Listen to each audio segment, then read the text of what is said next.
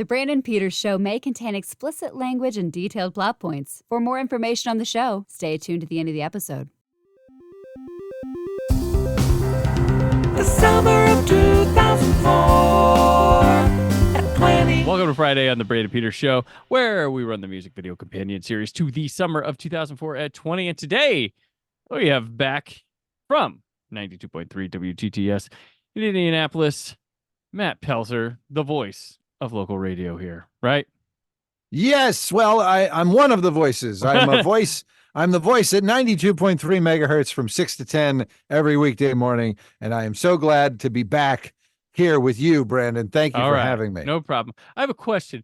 Since, you call the shots. Is there any song that people could look out for from you that they're like, that's one of his personal favorites that he spins, like something older or something that just randomly will show up that's like, it's a Pelsor pick?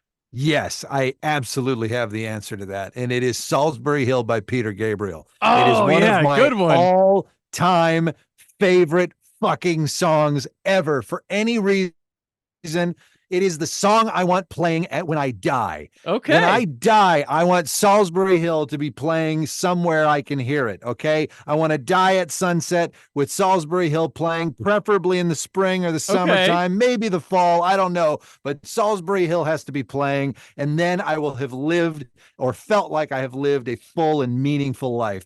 God damn it, that's the greatest song ever. And I do play it on my radio station, and it's hard for me not to express just how much I love that song when I play that song, because I'll go into it like this, and that's too much for people at 7:30 in the morning. Right. That's awesome. That's a great pick.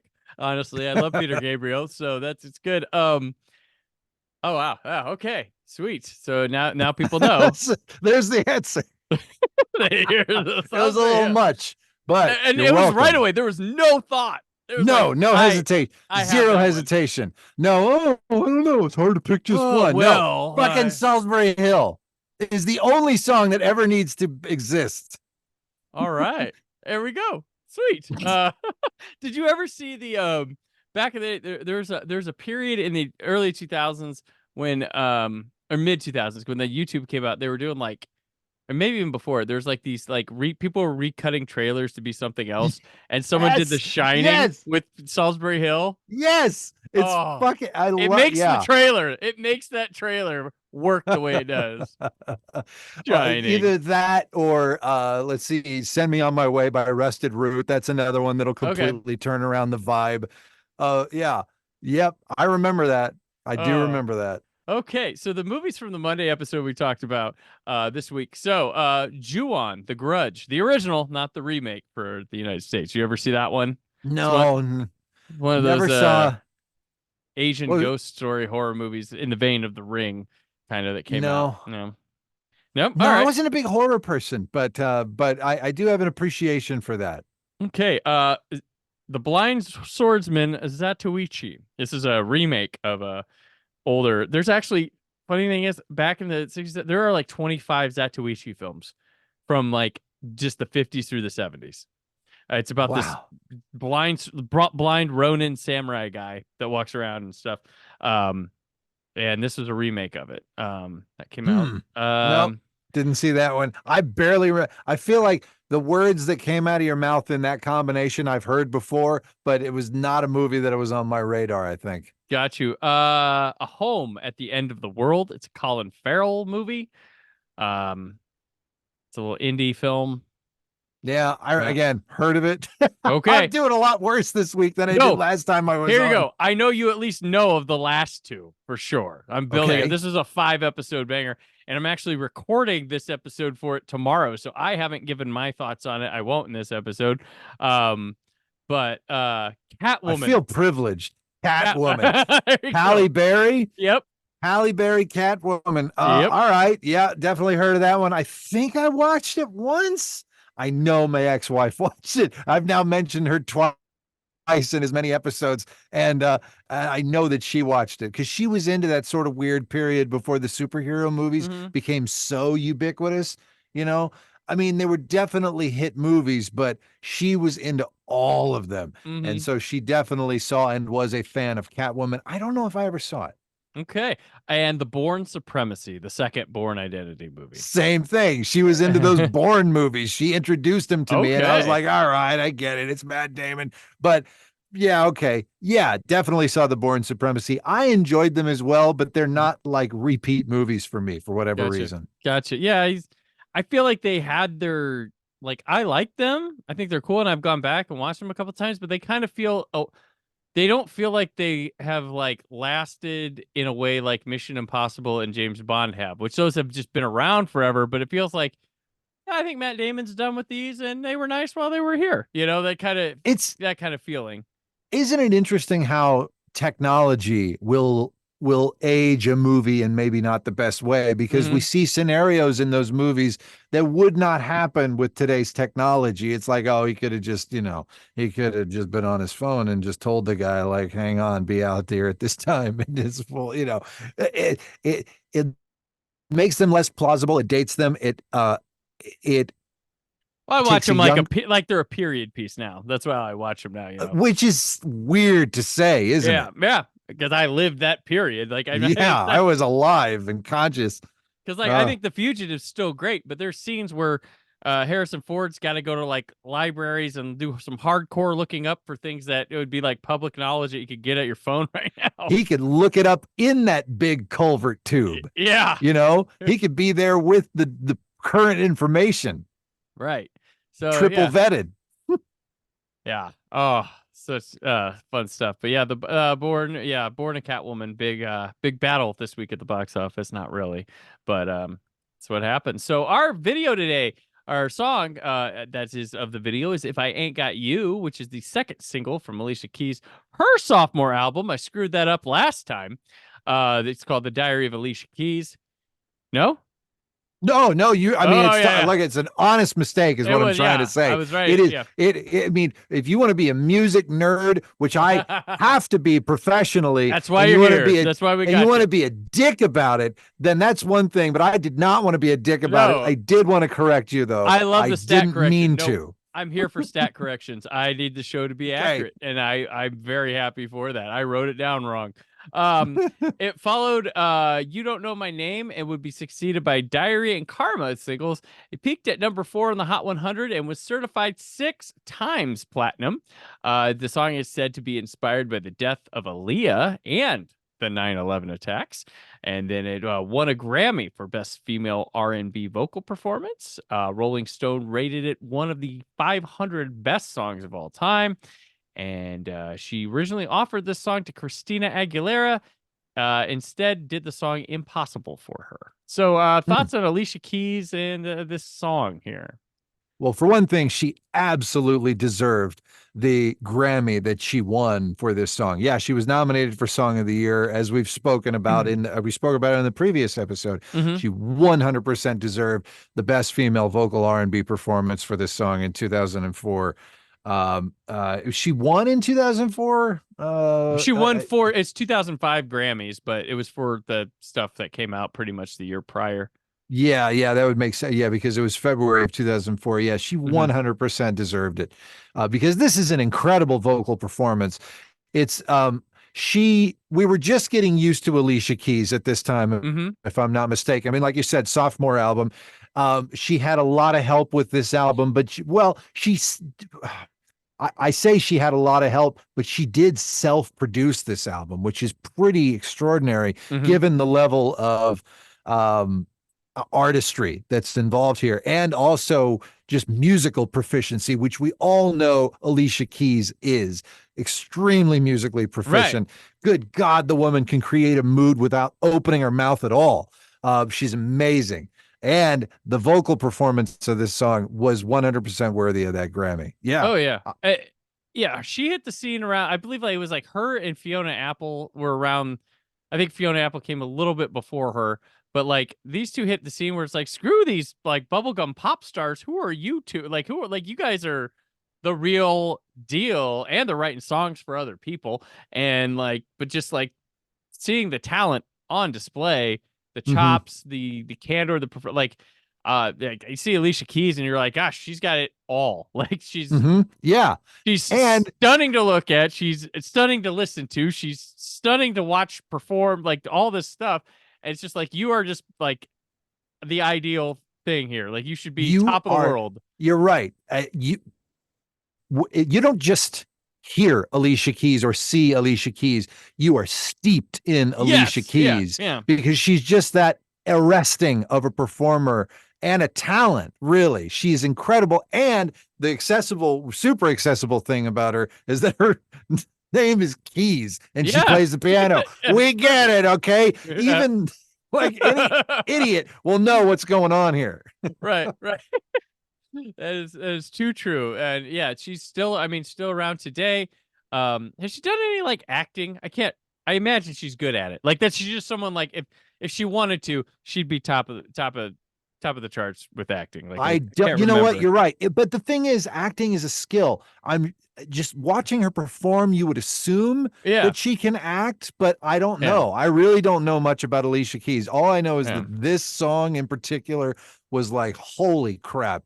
And I mean, really any song she, gosh, Empire State of Mind, which came a few years later, is another one of those huge songs that's just like, the moment I first heard it, I was like, this is going to be the biggest fucking song of the year. How could this not be? And indeed, it pretty much was. It was one of those huge songs. And she really, I would give her too, like her persona and everything that goes with her really embodies like, oh, she is a New York artist. Like, she kind of has that. It's not like, it's very focused on New York. Granted, she's a global brand, but like you put her with New York like you would a Spike Lee, Woody Allen, those people that always like, with the New York artists, the people that's all like everything's New York. And it helps like the music videos and stuff like we talk about here go with that. But like, her song, Empire State, like that one, all like New York. Exactly. Like there's no question as to what this song is about, but also she is so unapologetically New York. She gave it this reverence. Like she could have put those notes and that rhythm to anything really, but she's like, this is really special musically. I'm gonna fucking salute New York with this shit and bring Jay-Z on board and everybody and the whole fucking world will know where I'm from and what I'm about. Yeah, she's really impressive. Big musically. chest beating music for the anthem. But I'll tell you where she didn't fare too well was when Jack White called her in to do a James Bond song together, and I don't think that one's that great for Quantum of Solace. That was unique, wasn't it? Yeah. Like that duet that never happened before, but I don't know. They sound like they're just screaming at each other in that song. I mean, what a weird juxtaposition. Jack White and Alicia Keys. Now, look, on paper, I think it sounds like a great idea. And probably absolutely. Everyone else, I mean, obviously it ended up happening. Probably everybody was like, oh, okay, that could be really good. But you're right. It sort of missed the mark, but it was super unique. And I think that's all a Bond theme really needs to be, is unique. Outside the box, weird to be sure. It was. What's not weird is this music video that we have, directed by Diane Martel, which she was a Summer of '93 at 30 All-Star because she shot the film Life with Mikey, and we talked about Mariah Carey's Dream Lover. But at this time in her career, 10 years later, she's everywhere in the biggest pop and hip hop videos, directing them, including Justin Timberlake, Clay Aiken, Invisible. She did that video. Okay, wow. She played the Clay Aiken card. She was involved in that weirdness. Yeah, okay. She did one for Method Man, which he shows up here, so that's obvious. Avril Lavigne, J-Lo, and more. So this video filmed in Harlem and has Method Man in here as her on-screen boyfriend. Relationship drama starts real sweet with her getting an apartment. I guess he gives her a piano in there, and I think they move in together, and then they fight, and then they move out. Is that kind of like through the seasons? Is that what you got? There's the thing about this video, and the last episode I was on, we were covering Who Stinks the Reason, and that video has a whole story thing going on that is well documented. But there's not a lot. There's not a lot of the band playing. There's a tiny bit. In this video, there's a lot more of Alicia Keys performing because, again, she's such such a convincing performer emotionally and expressively.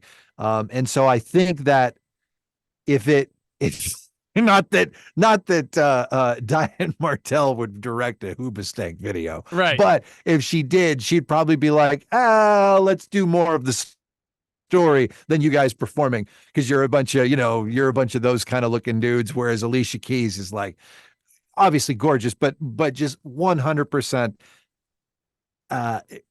she captures your attention.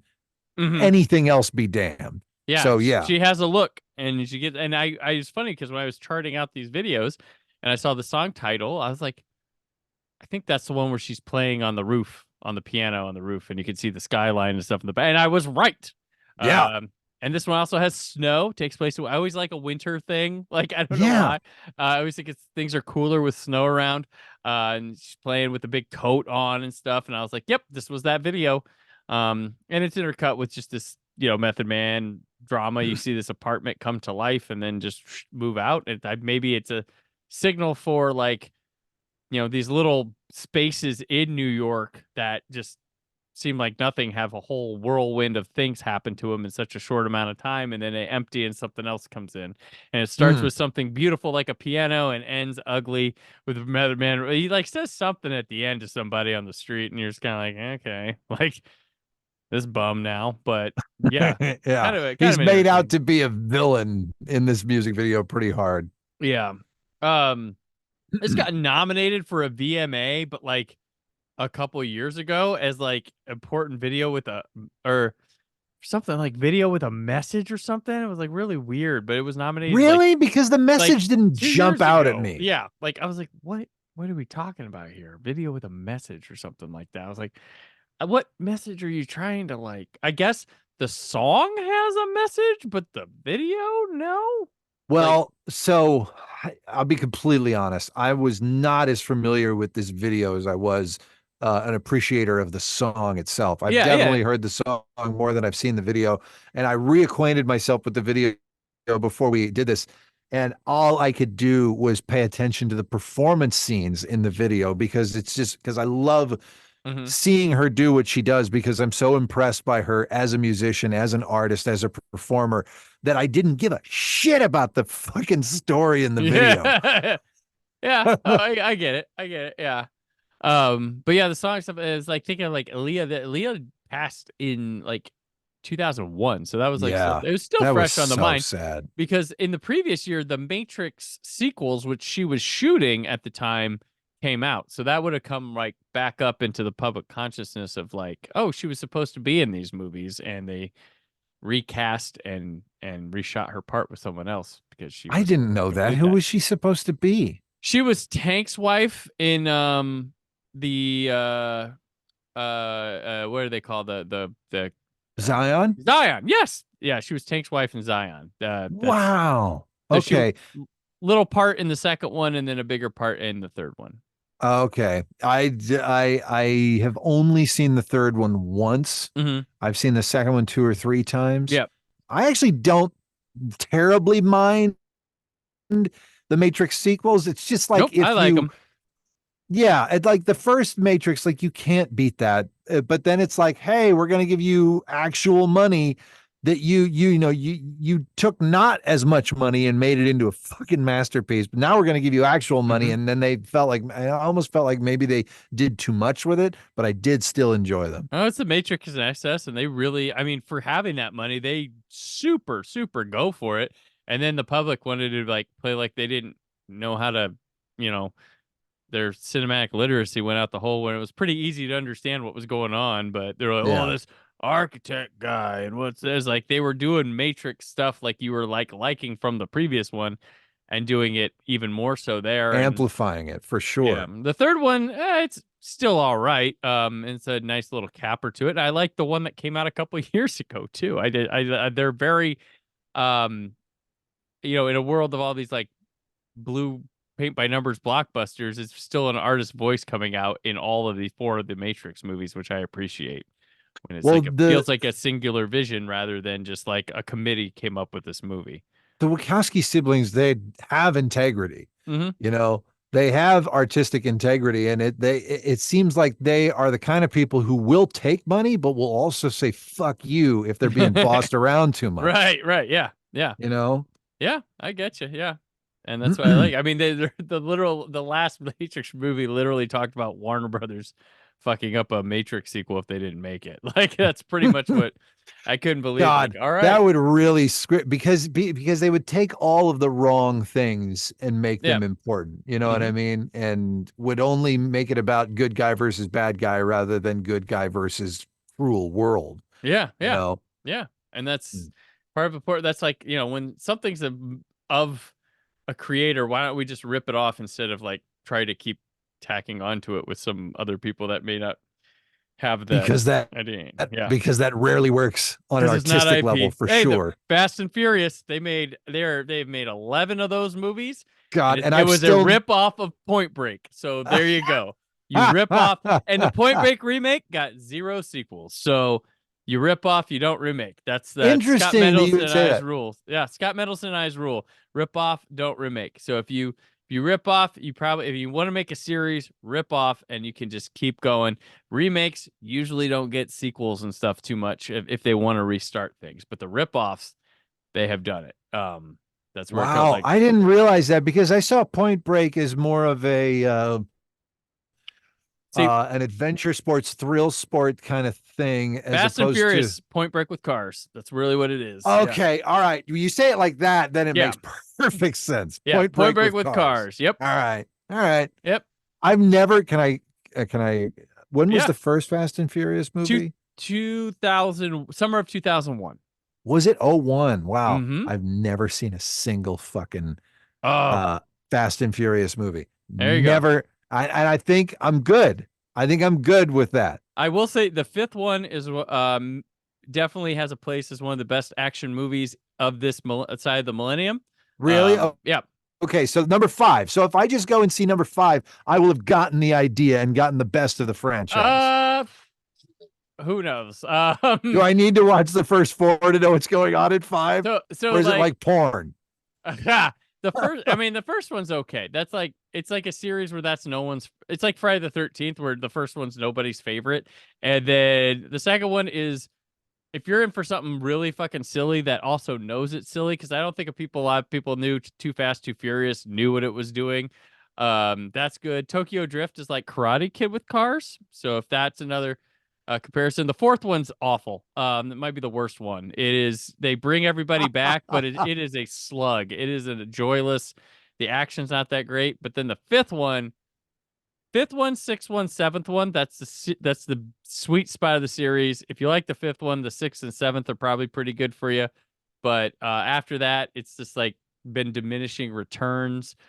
Still enjoyable if you're into it, but yeah, the 5, 6, 7 spot, they really hit a stride there. That's probably the best part of the run. But wow, okay, how interesting. It's like when you put it that way, I wonder why it was even allowed to get to that point. Thank goodness it was, because those were the best movies. But it was like, but you said the 3rd one was terrible, the 4th one was terrible. 4th one was terrible. It made a ton of money because it was the one that Vin Diesel, Paul Walker, Jordana Brewster, and Michelle Rodriguez came back, because they're only together in that first movie, and then they're not until 4. So it was like, oh, everybody's back. So people ran to that movie because it was the sequel everybody wanted to the first one. And it was like, and some people like that one. It's got a really cool opening sequence, but then it starts becoming this like thing of like the thing about, okay, so another series that's like is Saw, where it's super strict to continuity and changing things, how the story goes, and characters coming back randomly and all sorts of stuff. So people get really into that. And that's where a lot of the enjoyment comes from. The soap opera aspect is top notch. That's what people like. The soap opera. Right on. Okay. So, well, I'm glad to have been schooled on Fast and Furious tonight. I was a denier for a long time. And then that 6th movie came out. I was writing these articles. People were like, you got to do the Fast and Furious movies. And I was like, all right. So you were a late bloomer to the Fast and Furious. I saw the first one in the theater. Was like, And then I was like, screw these movies. And then someone told me 5 was really good. And I'm like, we'll see. And 5 was really good. When Okay. I finally got to, I was like, holy crap. And then I really enjoyed 6 and I really enjoyed 7. And I still go check them out. They're fun if you know what you're going in for. But some people, I think it got so popular to a point where people went because it was popular and weren't really invested in what makes them what they are. And they were still producing something similar and people were, picking at them for points. I'm like, you realize that's why people go to these, right? And they're like, what? So I don't know, but they're running on fumes, I guess. Look at Maybe. you with the Yeah. jokes. All of a sudden, I do still, but I still enjoy them. I'm glad I caught up with the I'm glad I ate crow, going into those. But are they for everybody? I don't know. If you don't like silliness, then probably not your thing. The Fast and Furious movies, because there's a lot of silly to them, and they relish in it and they love it. So there's tongue in well, cheek in all those. at least they know themselves. They do. That's the one thing I Oh. didn't understand. I thought people were going to these as like serious action movies. And no, they're campy a bit. They're silly. They're the soap. Like I said, the soap opera is wonderful. And then there's some cool action stuff. Depending on who like Justin Lin comes in and he does the best ones, and then James Wan, who did he did Saw, and then he did the Conjuring movies and stuff. He did one of them and it's quite good. He did Aquaman as well, so he did one of them that was really good. So, but yeah. Fast and Furious talk. Fast and Furious, guys. All right, I gotta go watch one. I gotta go all of them. I watched them all last night, Brandon. You were wrong. You were wrong. 1 and 2. Then the rest are shit. There you go. They should have hung it up after Too Fast. All right, so that'll wrap you up for the summer, Matt. And where can people keep up with you when you're not on the show and all the time? Instagram is the best place, and that is Matt Pelsor Radio. I post videos from the mic every morning, like on my story, or not every morning, but I try to at least twice a week. Mm-hmm. And occasionally I'll put a reel up. You can check out some of the reels if you want. Matt Pelsor Radio on Instagram. I'm also at Matt Pelsor Radio on Facebook and Threads, but I don't really do anything there. So there you go. All right. And so if you listen to this episode, you can and you're listening to 92.3 WTTS and you hear Salisbury Hill on the radio, you can be that Robert Redford, Jeremiah Johnson meme where he just goes, because now you know. Exactly. You know. You can call me at 800-923-WTTS. How about that for a number? That's an easy to remember number. 800-923-9223 WTTS. Anyway, if you call me then while Salisbury Hill is on, I will not answer. There you go. He's jamming. Another place you can hear me, of course, is every weekday morning on 92.3 WTTS. You can ask your smart speaker to please play WTTS, and it will do it. And please say please, because we need to start being nice to the robots now, okay? Because they're coming for us, man. They're coming. That's true. Yeah. Behold. And I'm on the socials at Brandon for KHD. Reminder that PopCon Louisville is coming at the end of August, and you can come see me there. If you have a podcast, you could perform it there. Sign up for the live podcast stage. Go to popcon.us to learn more. Anson Mount from Star Trek, Strange New Worlds, and many others will be there. This summer is a lot of fun, and I love seeing people. I love hearing your podcasts, and good stuff. And Monday, Scott, Aaron, and I discuss Harold and Kumar go to White Castle, The Manchurian Candidate, Thunderbirds, and M. Night Shyamalan's The Village. All that and more as the summer of 2004 at 20 continues.